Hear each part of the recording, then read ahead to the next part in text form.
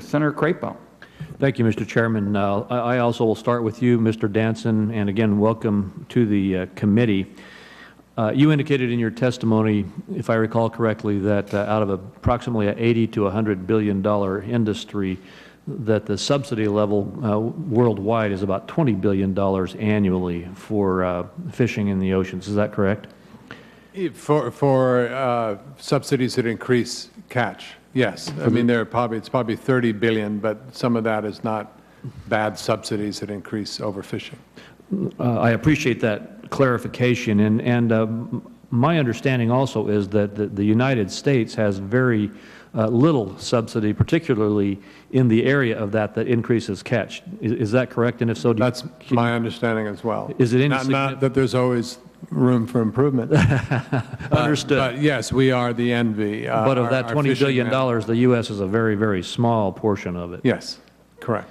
In your testimony, you also indicated that you have recommendations regarding the promoting of the sustainable trade of fish products by reducing subsidies and combating illegal, unreported, and unregulated, the IUU fishing, in order to keep the fish from entering the marketplace. And you identified roles for the government to play in that context. Do you think there's a role for industry as well, and what role can organizations like Oceana play in that context? I think we're doing it. I mean, I think we're doing it. I think that this opportunity, the World Trade Organization, this round, getting subsidies, fishing subsidies passed, is the biggest opportunity we have right now. And the objective, if I understand it, I just want to make this clear, in the WTO negotiations would be the complete elimination of subsidies. Is that correct? Correct. All right, thank you. Subsidies, that increase. That increase fishing, yeah. Understood. Next, Mr. Schorr, I know that many industries employ verification processes to assure sustainable practices are being used. I know in the timber industry that we have in Idaho and Oregon that they have a similar type of verification process in the Sustainable Forestry Initiative. And I understand that there's a similar certification for sustainably caught fish through the Marine Stewardship Council.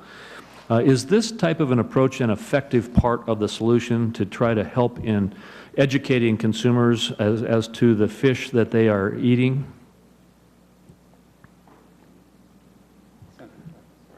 It's a bit confusing on the buttons. Absolutely, Senator, and thank you for that question. The Marine Stewardship Council has become one of the most successful certification and eco-labeling organizations out there.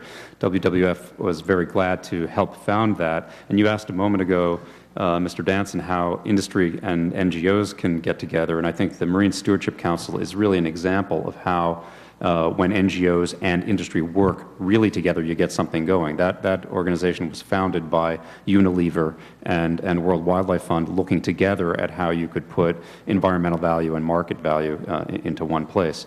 I should also say, I think that when you talk about traceability and the need to inform ourselves, that's another place where I think both public-private partnerships, industry and government really need to work together.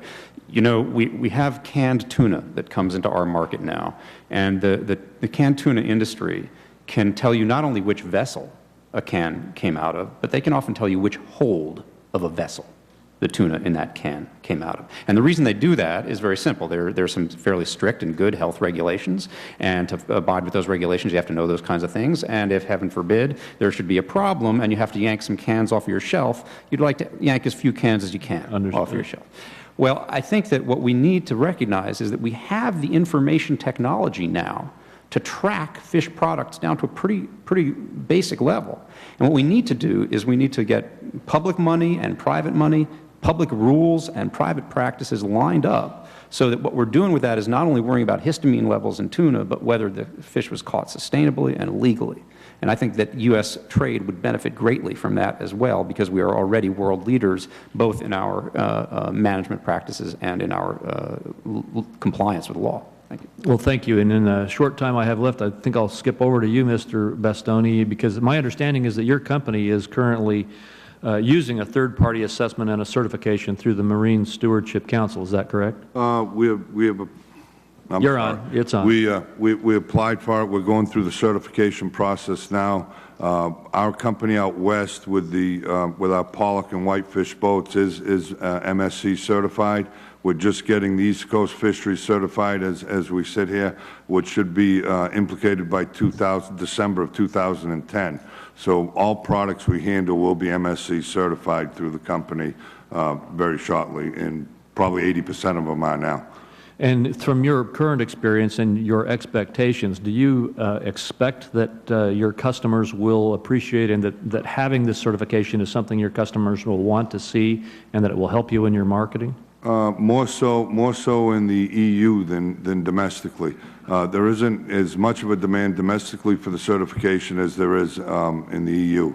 So I think it'll bring a stronger an export business. And if I may, Mr. Chairman, just one last question. Why would that be the case? Is that because the domestic consumers are not focused on it or not educated on it as well? They're not focused on it quite as much as what the EU is. So domestically, there's some different certifications that they use. The major players, if you will, in the national accounts, certainly certify their own and come in with their own private audits and certify everything's done, and believe in the HACCP program that we have, which is a great program that the government implemented maybe 20 years ago, whatever it's been. Well, thank you, Mr. Chairman.